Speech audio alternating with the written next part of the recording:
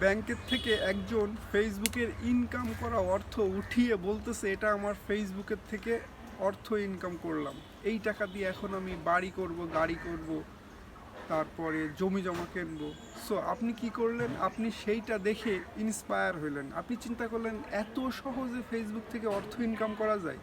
আর মাত্র এই একই ডায়লগ বলে অনেক মানুষ বড় হয়ে গেছে, আর তারা মাসে মাসে লক্ষ লক্ষ টাকা ইনকাম করতেছে, তারা সেই টাকা দিয়ে জমি কিনতেছে, বাড়ি কিনতেছে, হ্যাঁ, তাদের বিলাসবহুল জীবন আপনাদের দেখাচ্ছে। আর সেটা দেখেই আপনি আরও বেশি নিজেকে ইন্সপায়ার করতেছেন যে আমিও সেম টু সেম এই ধরনের কথা বলে আমিও ফেমাস হব, আমিও বস্তা বস্তা টাকা বাসায় নিয়ে যাব। সো আপনি যখনই এটা করতেছেন তখনই বুঝবেন যে বর্তমান পরিস্থিতিতে আপনি কতটা ভুল পথে প্রবাহিত হচ্ছেন। সো ভিডিওটা প্রথম থেকে শেষ পর্যন্ত দেখুন, আশা করা যায় এখান থেকে অনেক কিছু শিখতে পারবেন। সো আপনারা যারা দেখা দেখি অন্যের দেখা দেখিতে আপনারা মাঠে লাফতেছেন যে ও ও বলতেছে সেম টু সেম কথা, তো আমিও বলতে পারি, তাহলে আমি কেন ফেমাস হব না, তাই না?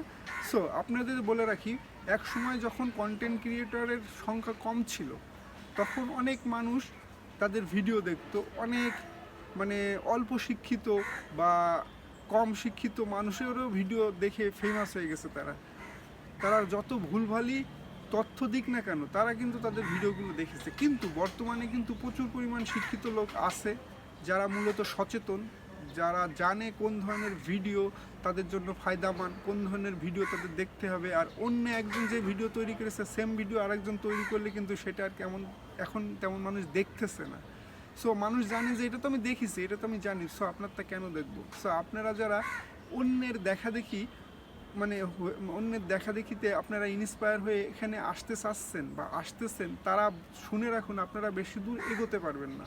কারণ দিন যত যাবে কন্টেন্ট ক্রিয়েটরের সংখ্যা বৃদ্ধি পাবে, আর অন্যের দেখা দেখি যারা একই ধরনের ভিডিও তৈরি করতেছে বা একই রকম স্টাইলে কথা বলতেছে, অন্যদের কপি করতেছে, তারা বেশি দূর এগোতে পারবে না। আপনাকে তাহলে কি করতে হবে? আপনাকে আপনার নিজের আইডেন্টিফিকেশন তৈরি করার জন্য নতুন একটা কিছু নিয়ে আসতে হবে, নতুন ক্রিয়েটিভিটি দিয়ে আপনার এখানে মানে অবস্থান পাকাপোক্ত করতে হবে। আপনি যত বেশি এখানে নতুন কিছু ইনোভেটিভ আইডিয়া দিয়ে নিজের ক্রিয়েটিভিটি দিয়ে নিজেকে উপস্থাপন করতে পারবেন লোকজনের কাছে বা আপনার অডিয়েন্সের কাছে, যখন ওই ভিডিওটা যাবে তখন তারা দেখবে না নতুনত্ব কিছু আছে, তখন আপনার ভিডিওটা সম্পূর্ণ দেখবে। আর আপনি যদি অন্য আরেকজন যা বলতেছে, যেমন ধরে রাখি যে বর্তমানে ফেসবুকে ডাক্তার বা কবিরাজের অভাব নেই, তারা সিম্পল একটা কথা বলে অনেক ভিউ পাচ্ছে, বড় বড় যারা কন্টেন্ট ক্রিয়েটর। এখন আপনি চিন্তা করতেছেন এই কথাটা তো আমিও বলতে পারি, এটা তো আমিও বললে আমারও মনে হয় এরকম ভিউ হবে না। এখন কিন্তু সেই দিন নেই, কারণ তিনি তো অলরেডি উপরে উঠেই গেছে, আর আপনি তার ভিডিওটা কিন্তু অনেক মানুষ দেখেছে। আপনি সেম টু সেম কথা যদি বলতে থাকেন, সেম কথা কিন্তু মানুষ দেখে আর আগেই বলবে এটা তো আমি দেখেছি, তাহলে এর ভিডিওতে আমার দেখার কোনো প্রয়োজন নেই। সেক্ষেত্রে এটাই আপনি বুঝে নিতে হবে যে আপনাকে নতুন কিছু ইনোভেটিভ আইডিয়া নিয়ে নিজের ক্রিয়েটিভিটি নিয়ে এখানে টিকে থাকতে হবে, তা না হলে আপনি আসবেন, হতাশ হবেন, এখান থেকে চলে যাবেন, আপনার টোটাল যেই মূল্যবান টাইমটাই ওয়েস্ট হবে।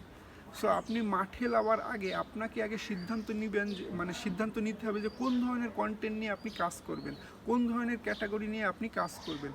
যেই ক্যাটাগরিতে মানুষ এখনও কাজ করেনি বা যেই ক্যাটাগরিতে মানে মানে অনেক দিন টিকে থাকার সম্ভাবনা আছে, সেই ধরনের ক্যাটাগরি বাছাই করে আপনি এখানে টিকে থাকার চেষ্টা করুন। তা না হলে এখানে অন্যের দেখা দেখি কিছু মানে কথা বলে আপনি বেশি দূর যেতে পারবেন না, এটা 100% আজ হোক অথবা কাল হোক আপনি লিখে রাখেন।